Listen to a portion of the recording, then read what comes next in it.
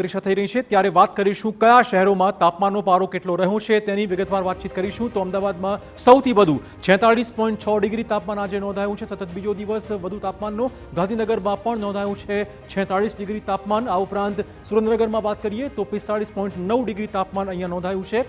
આ ઉપરાંત ડીસાની વાત કરીએ ત્યાં પણ 45.4 ડિગ્રી તાપમાન નોંધાયું છે. આમ આ શહેરો એવા છે કે જ્યાં 44 ઉપર તાપમાન જોવા મળી રહ્યું છે. અમરેલીમાં પણ 44.4 ડિગ્રી તાપમાન નોંધાયું છે. અહીંયા પણ લોકો ખાસા હેરાન પરેશાન છે. વડોદરામાં 45 ડિગ્રી તાપમાન નોંધાયું છે. આ તમામ શહેરો એવા છે કે જ્યાં અગનભઠ્ઠીમાં લોકો શેકાઈ રહ્યા છે. રાજકોટની વાત કરીએ ત્યાં 43.8 ડિગ્રી તાપમાન આજે નોંધાયું હતું. તો દિવસે દિવસે ગુજરાતના અનેક શહેરોમાં આ રીતે ગરમી ચોક્કસ વધી રહી છે. તો આખરી ગરમી અને ગુજરાતીઓની થઈ રહી છે અગ્નિ પરીક્ષા.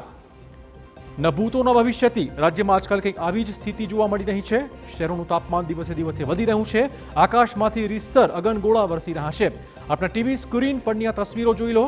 હવામાન વિભાગે ગુજરાતના લોકોની ચિંતા વધારતી આગાહી કરી છે. દાવો એ પ્રકારનો છે કે આગામી 4 દિવસ રાજ્યનું તાપમાન 46 ડિગ્રીને પાર જઈ શકે તેમ છે. તો વધતી ગરમી સાથે લૂ લાગવાના કેસમાં વધારો થયો છે.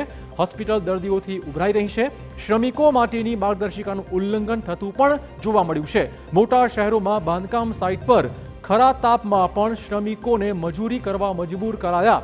સુરતની વાત કરીએ જ્યાં ગરમી સાથે રક્ષણ મેળવવા અનોખો જુગાડ જોવા મળ્યો છે. જોકે ગરમીએ માત્ર નાગરિકોની જ નહીં સરકારની ચિંતા પણ વધારી મૂકી છે. સીએમ ભૂપેન્દ્રભાઈ પટેલે ટ્વીટ કરીને નાગરિકોને એલર્ટ રહેવાની સૂચના આપી છે. આ સાથે મળીને આ સ્થિતિનો સામનો કરવાની તૈયારી દર્શાવાઈ છે.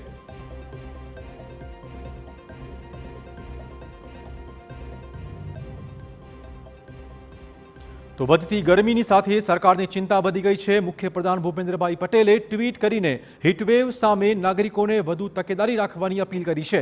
આ સાથે દાવો કર્યો છે કે હીટવેવ સામે નાગરિકોને રક્ષણ પૂરું પાડવા માટે સરકારે સંબંધિત વિભાગોને સૂચનાઓ આપી દીધી છે. મુખ્યપ્રધાન ભૂપેન્દ્રભાઈ પટેલે નાગરિકોને સાવચેતીમાં જ સલામતીનું સૂત્ર આપ્યું હતું અને સૌએ સાથે મળીને આ સ્થિતિનો સામનો કરવાની તેમણે વાત કરી છે. ઉલ્લેખનીય છે કે આગામી દિવસોમાં હજુ પણ ગુજરાતમાં ગરમીનો પારો વધવાની આગાહી છે. ત્યારે મુખ્યપ્રધાને નાગરિકોને કામકાજ વગર ઘરની બહાર ન નીકળવાની અપીલ કરી હતી.